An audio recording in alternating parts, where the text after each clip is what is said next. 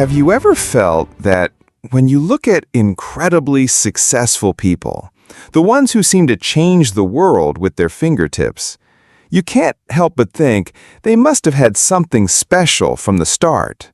A perfect environment, a path paved with gold.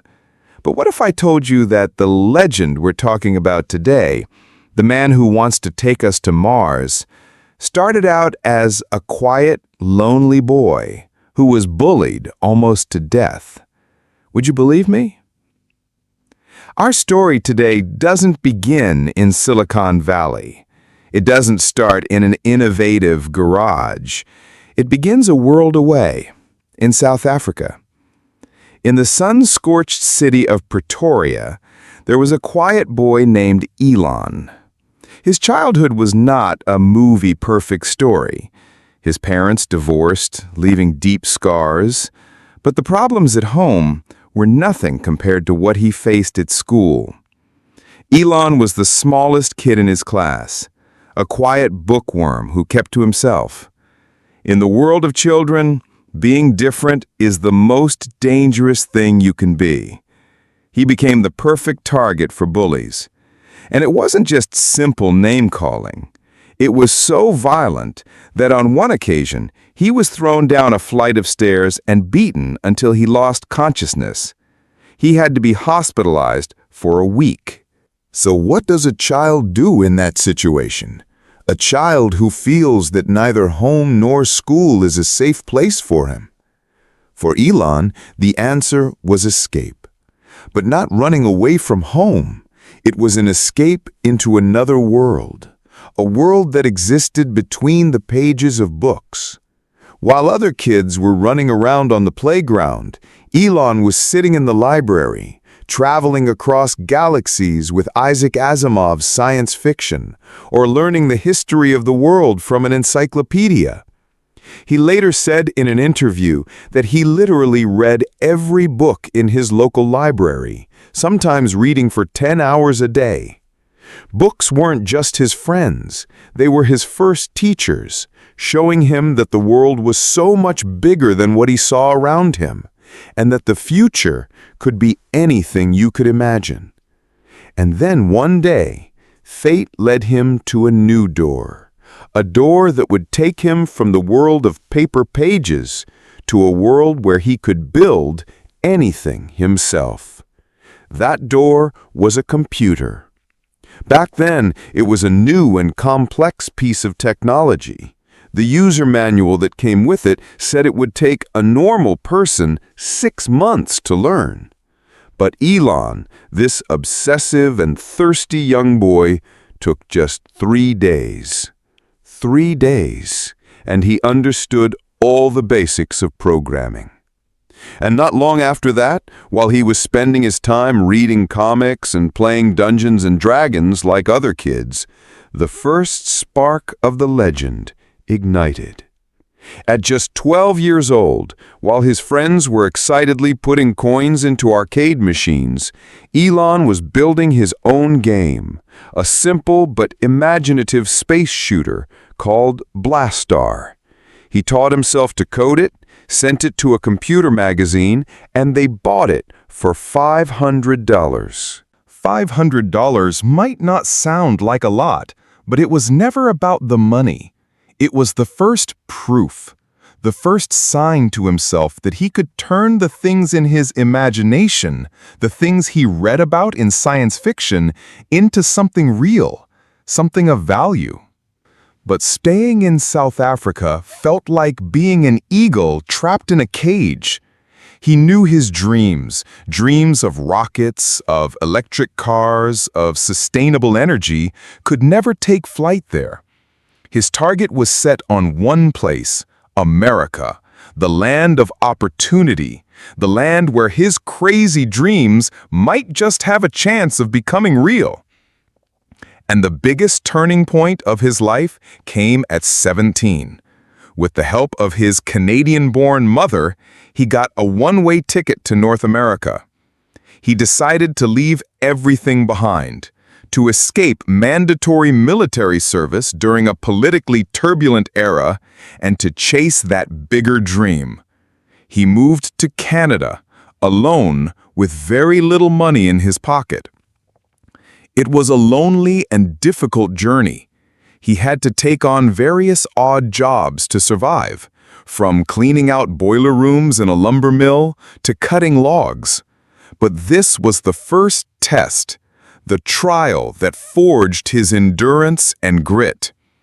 He learned that if you want to build something great, you can't be afraid to work hard and get your hands dirty. Eventually, he made his way to Queen's University in Canada, and later transferred to the University of Pennsylvania in the United States. It was here that his identity began to solidify. He didn't just study, he absorbed knowledge. He earned 2 degrees simultaneously, one in physics and one in economics. Now, this is a dangerous combination, because it meant he could not only dream up incredible technology, but he also understood how to turn it into a successful business. And then he reached the pinnacle of academic achievement, acceptance into a prestigious PhD program in applied physics and material science at Stanford University, one of the top universities in the world. This was the safe golden path to success, right? Become a professor, a researcher, a life anyone would dream of. But the year was 1995. A new giant wave was forming, a wave that was about to change the world forever. A wave called the Internet. Elon saw it, he felt its power, and he had to make a choice. The safe path within the university walls, or the extremely risky path into the chaotic gold rush of the dot-com boom. After just 2 days at Stanford, he dropped out. He and his brother Kimball pooled all the money they had and started their first company, Zip2, one of the earliest versions of an online Yellow Pages. They had so little capital that they couldn't afford both an office and an apartment, so they decided to sleep in their tiny office. One brother would code during the day, the other would code at night. They showered at the local YMCA. This was the moment the quiet boy from Pretoria decided he wasn't just going to read about the future, he was going to build it. The brink of disaster. Music shifts. The optimistic sci-fi theme fades, replaced by a tense, somber, and dramatic underscore. But building the future is not a straight line to success. For Elon Musk, the path was paved with near catastrophic failures. This brings us to his crucible moment, the year 2008. The year 2008, a year when the financial world was collapsing, the subprime mortgage crisis, Lehman Brothers, stock markets around the globe were a sea of red. It was the worst possible year for anyone to be running a business, let alone a crazy business like building rockets or electric cars. That was practically a suicide mission. But for Elon Musk, he wasn't just facing a global economic crisis. He was facing a perfect storm, one that was about to obliterate everything he had built with his own hands. Let's rewind and look closer at the abyss he was staring into. SpaceX. 3 strikes and you're almost out. Imagine this with me. On a small, remote island in the middle of the Pacific Ocean, an island called Kwajalein Atoll. This was the launch site for the early days of SpaceX. It wasn't high-tech like in the movies. It was an old military base filled with heat, humidity, and mosquitoes. The SpaceX team, just a small group of young, brilliant people full of dreams, had to live here for months at a time, trying to do something no private company had ever done before: build a privately funded, liquid-fueled rocket. Their dream, Elon's dream, was to reduce the cost of space travel by a factor of 10, to open the door to colonizing Mars. But this grand vision hinged on the success of a small rocket named the Falcon 1. The first launch, in 2006, the rocket lifted off the pad for just 27 seconds before a fuel leak caused a massive fire, sending it crashing back into the ocean. The first dream collapsed. But it was okay. Elon told his team, "This is a lesson." The second launch, in 2007, this one looked good. The rocket soared into space. Everyone in mission control started to feel a glimmer of hope. But then, during the stage separation, a problem occurred. The rocket started to spin uncontrollably, and the mission failed again. Now the pressure was immense. The money was running low. Investors were looking at him with doubtful eyes. But they had one last chance. And then, August of 2008 arrived. The third launch. This time, it wasn't just a test. It was a real mission, carrying satellites for NASA and the U.S. Air Force. This was the biggest gamble yet. If this launch succeeded, SpaceX would gain credibility. Contracts would come in. The company would survive. Everyone in mission control held their breath. The Falcon 1 rocket ascended beautifully into the sky. 1 minute passed. 2 minutes. Everything looked perfect. Cheers began to erupt. But then, just as the first stage was meant to separate, it bumped back into the second stage, causing the rocket to lose control, and finally, the rocket, along with all its precious cargo, exploded into a fireball, falling back to Earth for the third time. Silence replaced the cheers in the control room. It was a heavy, suffocating silence, the silence of utter defeat. Elon walked out to speak to his team, his face trying to be strong, but his eyes were the eyes of a man who had just watched his dream burn up right before him. Each explosion wasn't just a technical failure. It was a gaping hole in their already dwindling finances. Investors had lost faith. The media began writing headlines like, "The dot-com millionaire's pipe dream is over," and the dream of affordable space travel seemed to be going up in smoke, quite literally. Tesla running on fumes in a financial firestorm. While his space dream was collapsing back on Earth, Tesla, his electric car venture, was in equally dire straits. At the time, Tesla only had one car, the Roadster. It was beautiful, it was sexy, it was the future. But it was also incredibly complex and difficult to produce. They faced every problem you could imagine, from suppliers failing to deliver parts on time to production costs spiraling out of control. The car that was supposed to sell for $60,000 was actually costing $200,000 to build. And to make matters worse, the global financial crisis hit at that exact moment. Credit markets had frozen. Funding for ambitious startups had completely dried up. Tesla was burning through cash at an alarming rate. And Musk's personal fortune, the fruits of his PayPal success that he was so proud of, was rapidly depleting. He had to choose between funding SpaceX for a fourth and final attempt or using the money to keep Tesla alive.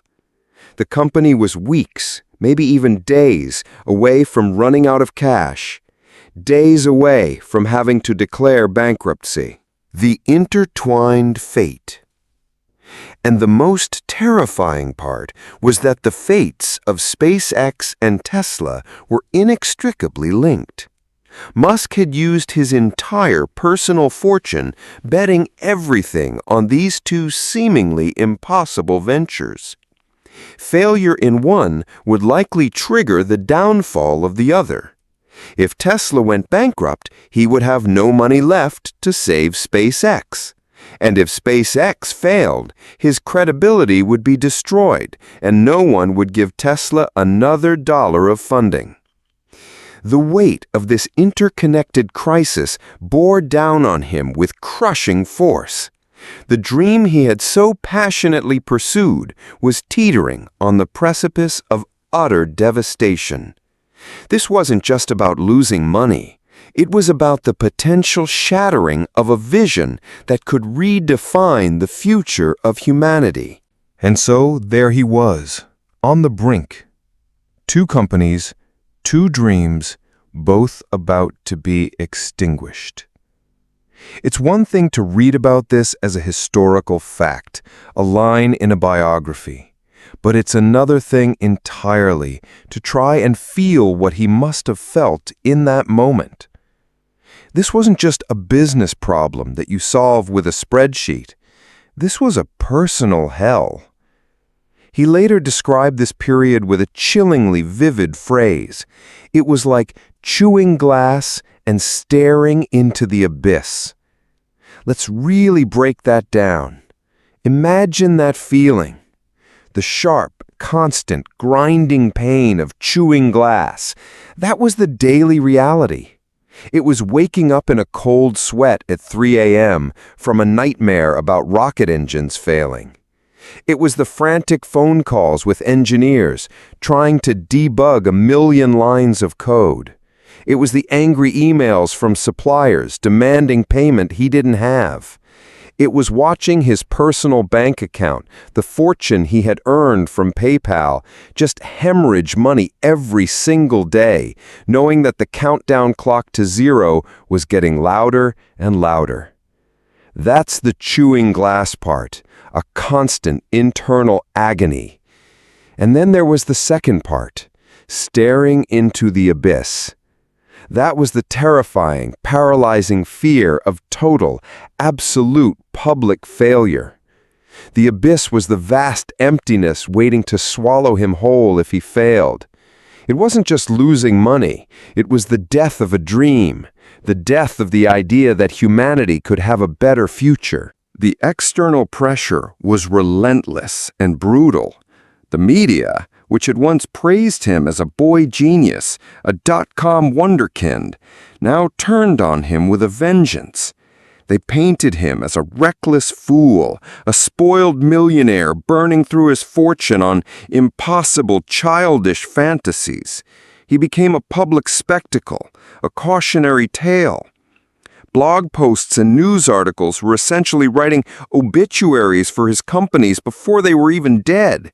Imagine reading headlines that say, "Tesla's last gasp," or "Is SpaceX the biggest tech failure of the decade?" every single morning while you're trying to hold everything together. And it wasn't just the media. He was desperately, frantically trying to raise more money to save Tesla. He was knocking on every door in Silicon Valley, pleading his case to venture capitalists. But remember, this was 2008. The global financial system was in free fall. The world's biggest banks were collapsing. No one wanted to invest in a bleeding, unproven electric car company that had never turned a profit. It was the worst possible product in the worst possible market at the worst possible time. Even the titans of industry, the Warren Buffetts of the world, the established giants of the automotive and aerospace industries looked at his plans and saw nothing but a recipe for disaster.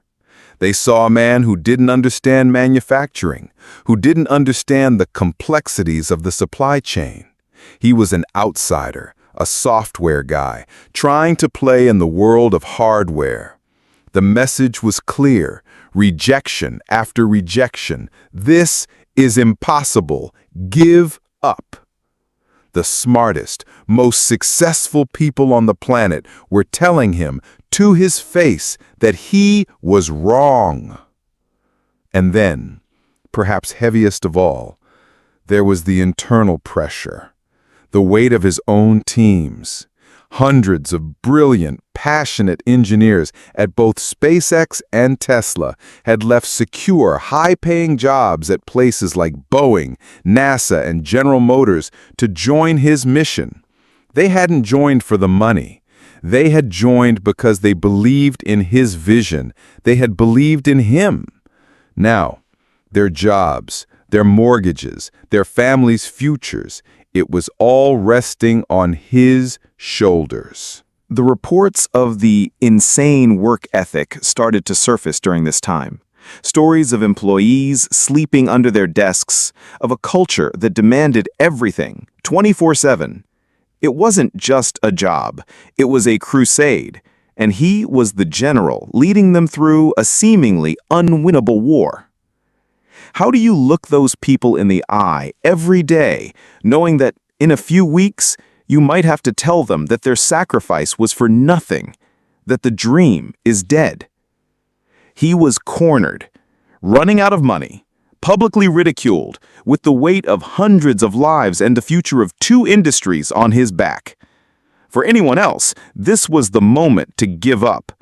This was the logical, rational time to cut your losses, save what little you have left, and walk away. This was the end of the line. The power of why. So what do you do when you're chewing glass and staring into the abyss? How do you find the will to go on when the entire world is telling you to quit? For most people, the answer is obvious. You give up. You cut your losses. You save what little you have left and go back to a comfortable life. It's the logical, rational choice. But for Elon Musk, the answer wasn't there. His answer wasn't in a balance sheet. It wasn't in a market analysis report. And it wasn't in the newspaper headlines calling him a fool. His answer was hidden in a single, powerful question. A question he asked himself over and over again in those darkest hours. Do I truly believe in what I am doing? Imagine this. In the midst of all that chaos and noise, he chose to do the hardest thing possible. He chose to be still. He tuned out all the external voices, the media criticism, the financial pressure, the fear of failure. And he went back to his first principle, his fundamental reason for starting all of this in the first place. He didn't start SpaceX to get rich. He had already done that with PayPal. He didn't start SpaceX just to build cool rockets. He started it because he fundamentally believed, almost religiously, that the long-term survival of the human species depended on us becoming a multi-planetary species. He believed that one day Earth could face a catastrophe, an asteroid, a supervirus, a nuclear war, and if that day came, humanity would be wiped out forever, unless we had a backup plan, a second home on Mars. And he didn't start Tesla just to build a pretty sports car. He started it to accelerate the world's transition to sustainable energy. He saw a future where our planet was less dependent on fossil fuels, a future with cleaner air, a future where our children wouldn't have to face the worst consequences of climate change. This wasn't just a business. This was a mission. And that mission was more important than his money. It was more important than his reputation. It was even more important than his own well-being and sanity. It was this unwavering conviction, this deep connection to his why, that gave him the strength to do the impossible. It gave him the strength to walk back into the SpaceX office right after the third rocket had exploded and tell his heartbroken team, "I will not give up, and neither will you. We will build a fourth rocket with the last of the money we have." It gave him the strength to walk back into the Tesla boardroom while the company was days away from bankruptcy and convinced the last remaining investors to bet on him one more time, telling them this isn't just about a car, this is about changing the future of transportation. This was the moment he decided that even if he failed, even if he lost everything and ended up sleeping on his friend's couch, it was better to fail while chasing a mission that mattered than to succeed at anything else. It wasn't about winning or losing anymore. It was about fighting for a future he believed in. The Elon Musk blueprint. So, how did he pull back from the abyss? It wasn't luck, and it wasn't just reckless courage either. It was a set of powerful principles, a mental operating system that he lives by. Let's decode the Elon Musk blueprint one principle at a time. Blueprint number 1. Think from first principles. Now, this might sound a bit academic, I know. First principles, it sounds like a boring physics lecture. But stick with me here, because this is probably the most powerful superpower he has. It's the way of thinking that allows him to build things the rest of the world says are impossible. See, here's the thing. Most people, myself included a lot of the time, when we try to solve a problem, we reason by analogy. What does that mean? Reasoning by analogy is when we do something because it's the way it's always been done or the way other people are doing it. It's looking at what already exists and asking, how can we make this a little bit better? Think about something simple. Let's say we want to travel faster. If we think by analogy, we look at a horse, and we'd say, okay, so we need a stronger horse, or maybe more horses, a carriage with 2 horses, 4 horses. This is how most people think. It's improving on what's already there. But Elon doesn't do that. He operates from first principles. Instead of looking at the horse, he asks a much dumber, but also much more profound question. He asks, what is travel? At its most fundamental level, what are we trying to do? The answer is, we're trying to move from point A to point B. So what are the ways we can achieve motion? And that question leads to completely different answers. It could be an engine, a train, or an airplane. See the difference? Reasoning by analogy is walking down a path someone else has already built. But reasoning from first principles is about forging a new path for yourself. So why doesn't everyone think this way? Because it's hard. It takes an enormous amount of mental energy. It takes the courage to question everything you've ever been taught. And most importantly, it risks making you look like a fool or a dreamer in the eyes of others. Let's take rockets as an example. This is the clearest case of all. Before SpaceX, the space industry was a monopoly held by governments and a few giant corporations. It was like an exclusive club of giants. And there was a rule that everyone just accepted without question. That rule was rockets have to be insanely expensive. Sending 1 kilogram into space was more expensive than a kilogram of gold. It had been that way for 50 years. So, When Elon Musk announced he was going to build reusable rockets and cut the cost of space travel by a factor of 10, everyone laughed at him. The experts, the legends of the industry, even the astronauts he had looked up to as heroes came out and said, "It's impossible. This dot-com kid doesn't know what he's talking about."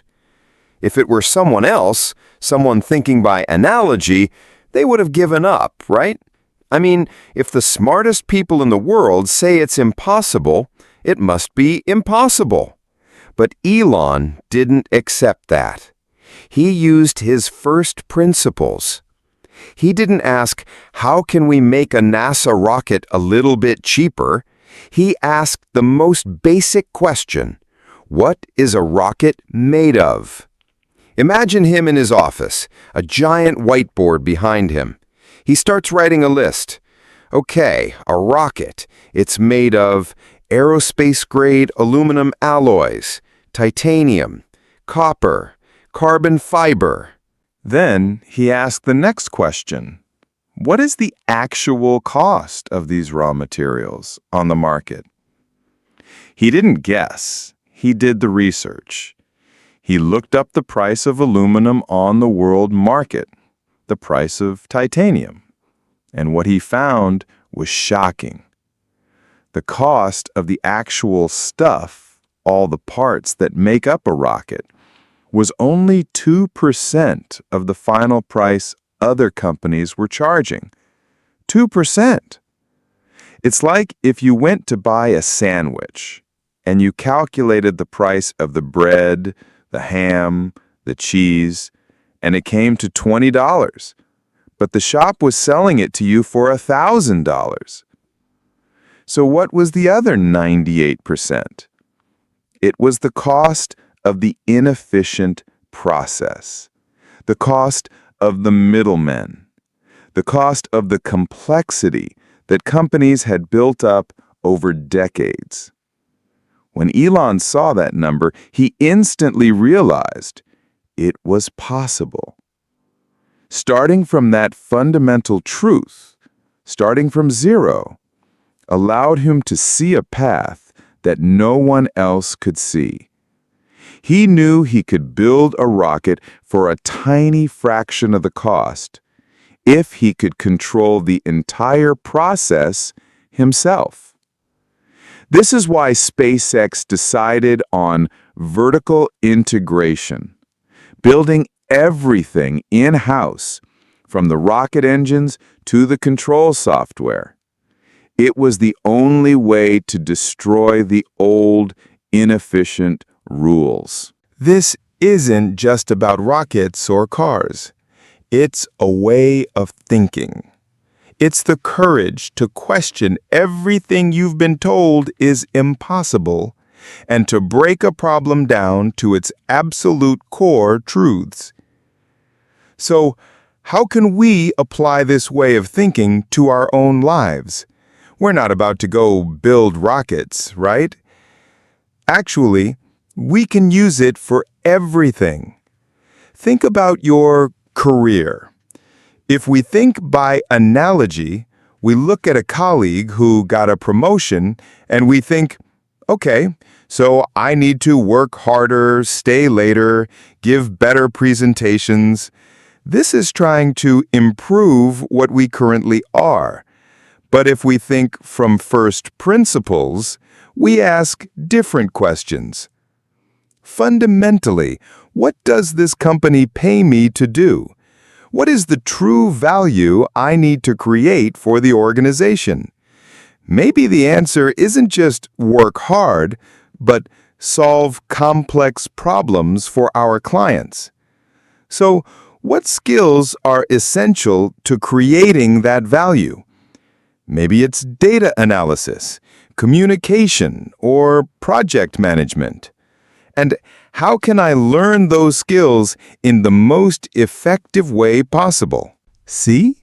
These questions lead us to a path of self-development that is much more direct and effective than just trying to work more hours.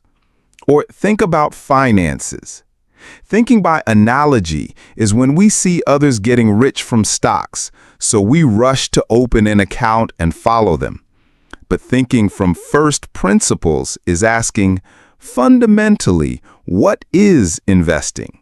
It's using money to buy a piece of a business. So, what does a good business look like? It has strong cash flow, a competitive advantage, great leadership. Starting with these questions helps us build our own investment principles instead of just chasing what everyone else is doing. Thinking from first principles is the most powerful tool for breaking out of old mental boxes. It's the courage to not accept "that's just the way it's always been done" as a final answer. It's about becoming like a child again. A child who dares to ask the dumb questions. A child who isn't afraid to take everything apart just to understand how it really works. And that is the first blueprint of Elon Musk, the superpower that allows him to see what others can't see and to build what others say is impossible. So, you've broken a problem down to its first principles. You've discovered a new, cheaper, better way to do something impossible. You can see the path that no one else can see. But that's only half the battle. That's the part that happens on a whiteboard, in the safety of your mind. Now comes the part where most people, even the most brilliant people, freeze. The part where you have to step out of the world of theory and into the brutal reality of execution.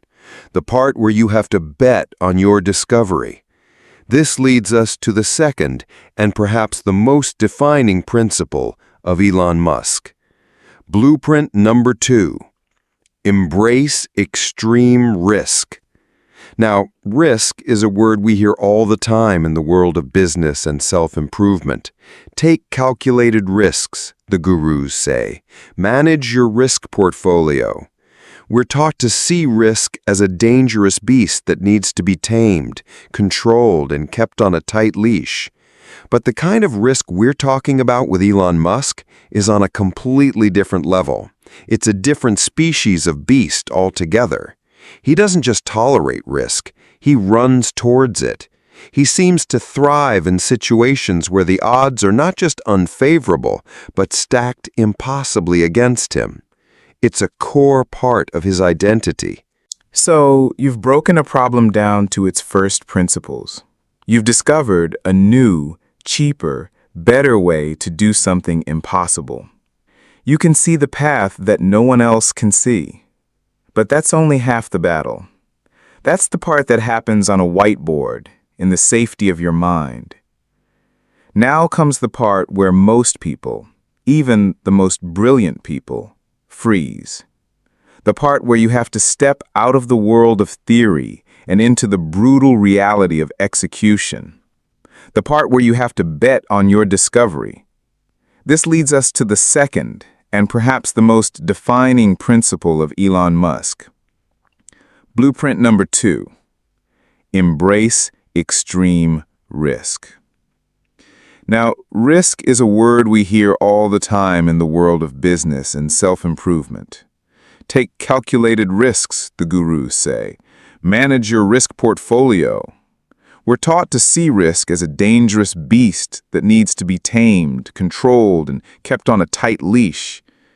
But the kind of risk we're talking about with Elon Musk is on a completely different level. It's a different species of beast altogether. He doesn't just tolerate risk, he runs towards it. He seems to thrive in situations where the odds are not just unfavorable, but stacked impossibly against him. It's a core part of his identity. Let's go back to that hellish year of 2008, the crucible moment we talked about. But this time, I want you to feel it, not just hear it. The third SpaceX rocket had just exploded. Tesla was hemorrhaging money. He had a choice. And it wasn't a complicated one from a business perspective. A rational person, a sane CEO, advised by a room full of experienced consultants, would have done the obvious thing. You choose one company to save.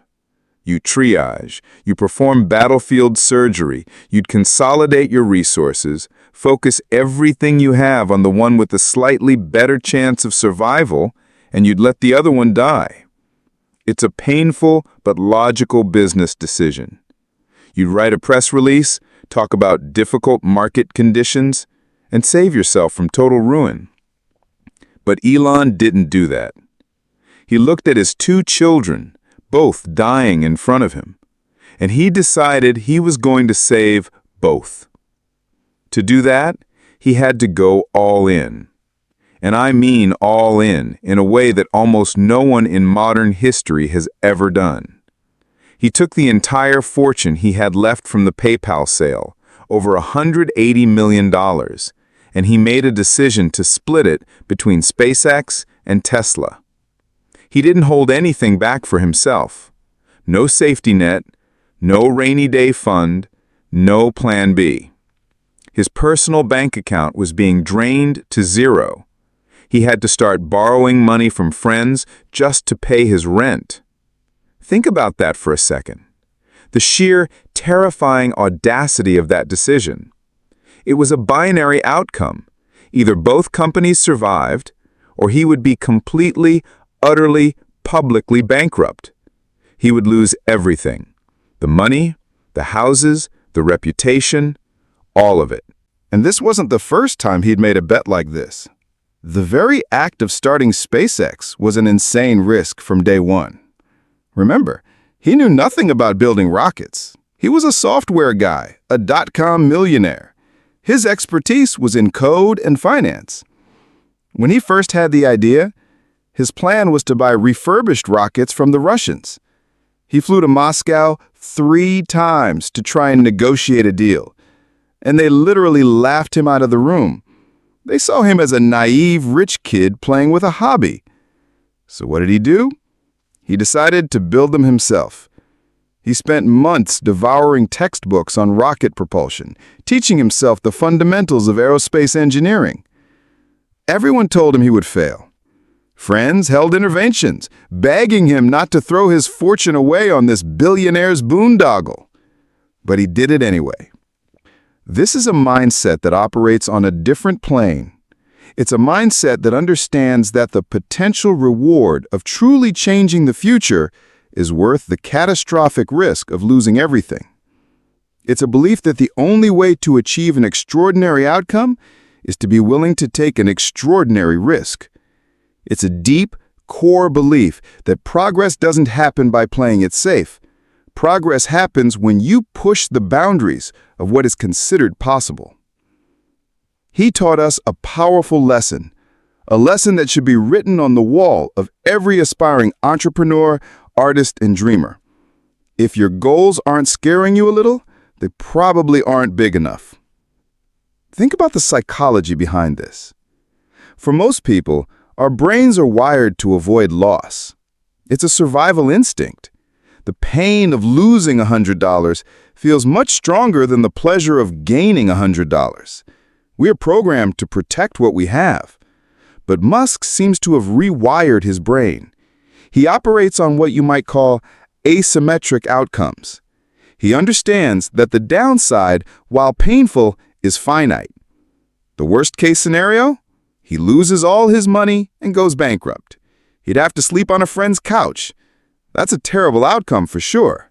But the upside? The potential upside was infinite. The upside wasn't just getting rich again. The upside was ensuring the long-term survival of humanity. The upside was accelerating the transition to a sustainable energy future. When you frame the stakes that way, the risk of personal bankruptcy almost seems small in comparison. It's a form of mental judo. He's not ignoring the risk, he's reframing it. He's not focused on what he stands to lose, he's focused obsessively on the future he stands to create if he succeeds.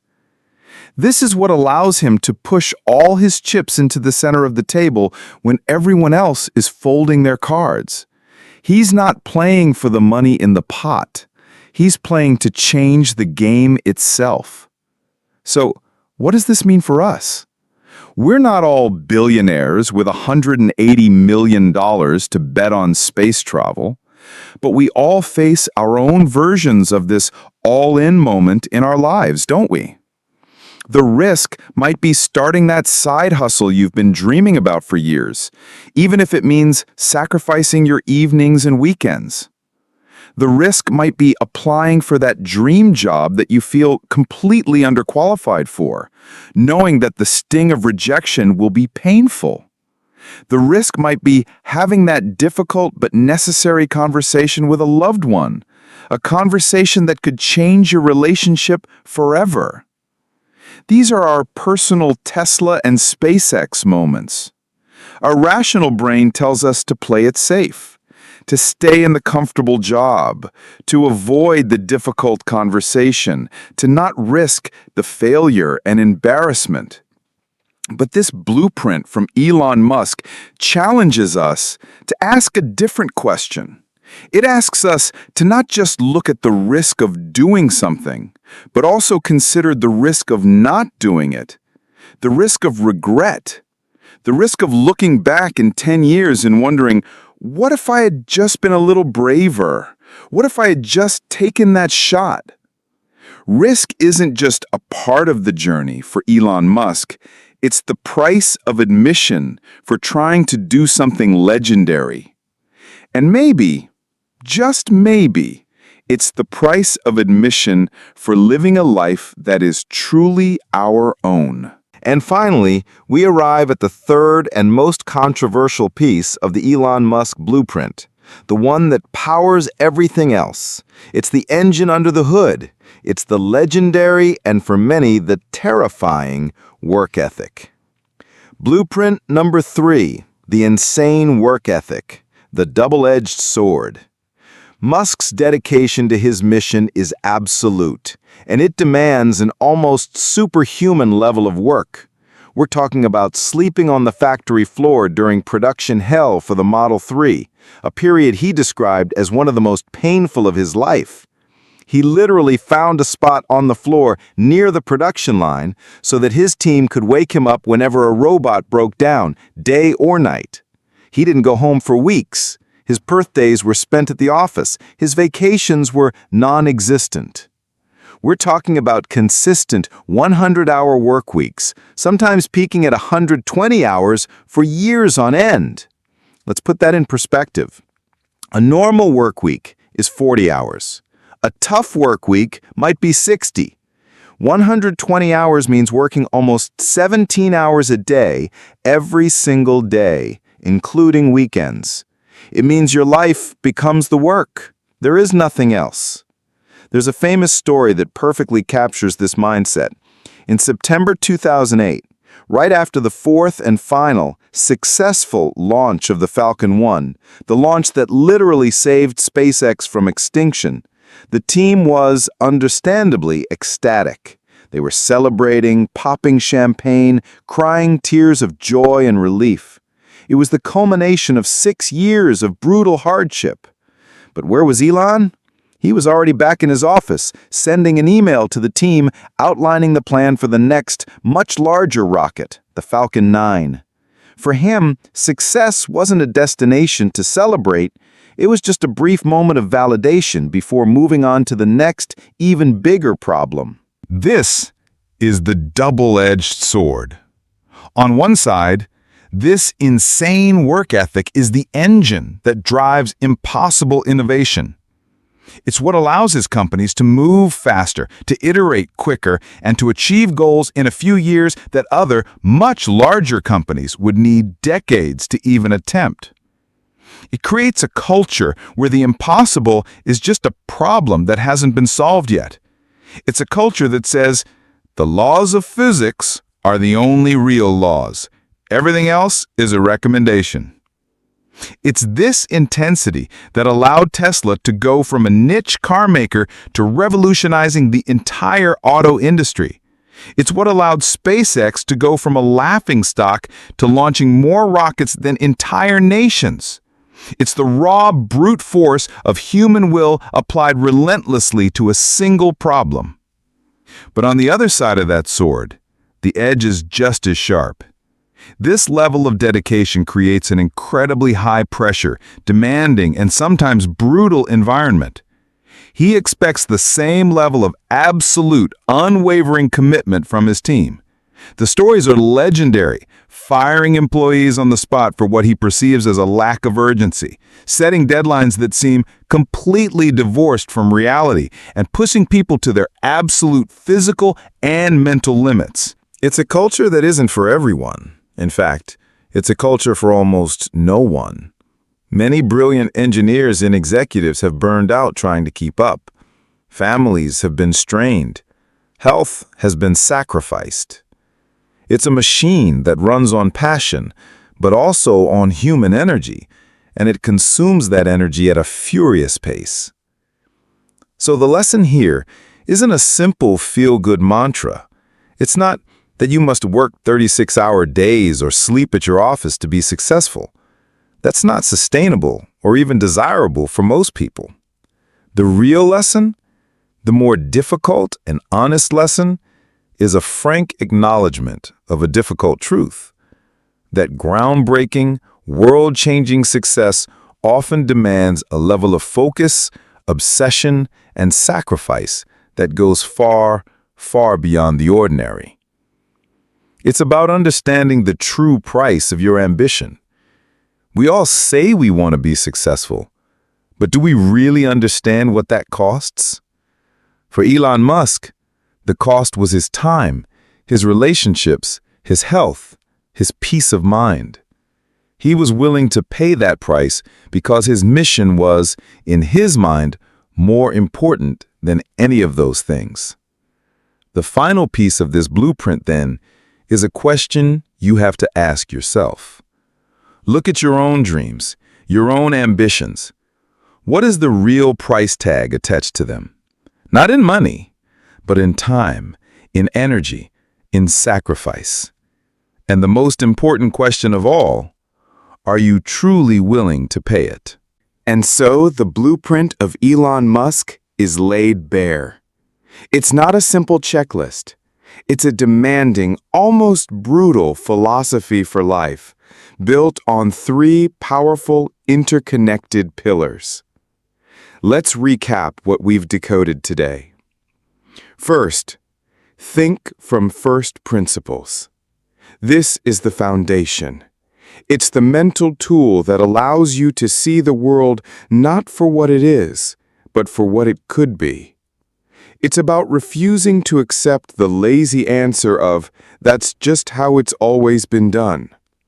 It's about having the intellectual courage to break a problem down to its most fundamental, undeniable truths, the physics of the situation, and building your own path up from there. It's what separates the innovator from the imitator. It's how you go from making a faster horse to inventing the automobile. This isn't just for building rockets. It's for redesigning your career, your finances, your life. It's the most difficult way to think, but it's also the most powerful. Second, embrace extreme risk. Once your first principles have shown you a new path, you have to have the courage to walk it. And often, that path leads directly through the valley of terrifying risk. We saw how Musk didn't just tolerate risk. He ran towards it, betting his entire fortune, everything, on a binary outcome. It's a mindset that redefines the very concept of failure. Failure isn't the opposite of success. It's a necessary data point on the path to success. It's the understanding that the potential reward of achieving something truly groundbreaking is worth the catastrophic risk of losing everything. It's a challenge to us all. If your dreams don't scare you, they aren't big enough. And third, possess an insane work ethic. This is the fuel for the engine. It's the brutal acknowledgement that principles and courage are meaningless without relentless, obsessive execution. It's the double-edged sword of world-changing ambition. We saw the stories: sleeping on the factory floor, the 100-hour work weeks, the unwavering demand for excellence from everyone around him. This isn't a prescription for a happy, balanced life. It's a revelation about the true price of greatness. The lesson isn't to work yourself to death, but to be brutally honest with yourself about the level of sacrifice your greatest ambitions will demand, and then deciding, with eyes wide open, if you are truly willing to pay that price. His story, when you piece it all together, is a testament to an incredible idea that one person, a single consciousness, driven by a powerful why, can genuinely bend the arc of the future. It's a story of resilience against impossible odds. It's a story of radical, unconventional thinking, and a story of relentless, world-changing dedication. He has forced entire industries to evolve. He has accelerated our transition to a more sustainable future, and he has reawakened our collective dream of reaching for the stars. He is proof that the limits of what is possible are often just the limits of our own conviction. So, the question we leave you with today, the final and most important piece of his blueprint, is a question he had to answer himself when he was staring into the abyss in 2008. It's a question that cuts through all the noise and gets to the very core of what drives you. Forget about money. Forget about fame. Forget about what other people think. The question is this: what is the mission you believe in so strongly that you're willing to chew glass for it? What is that one thing, that one goal, that one purpose that is so deeply important to you that you would be willing to endure the pain, the struggle, the ridicule, and the fear of total failure just for the chance to make it a reality? That is the question. And your answer? Your answer is the beginning of your own blueprint. Thank you for joining us on this deep dive into the mind of a modern legend. This is what Lessons from Legends is all about. Not just admiring greatness from afar, but decoding it, understanding it, and finding the pieces we can apply to our own lives. If you're ready to continue this journey and decode the blueprint of other legends, make sure you subscribe to our channel so you don't miss our next episode. We have so many more incredible stories to share with you. And this is where you come in. This isn't just a one-way conversation. We're building a community of thinkers, dreamers, and doers. So let us know in the comments, which legend's blueprint do you want us to decode next? It could be an artist, an athlete, a scientist, a leader. We will read every single suggestion because this is our mission. Together. I'm Harry, and this is Lessons from Legends. Now go and build your future.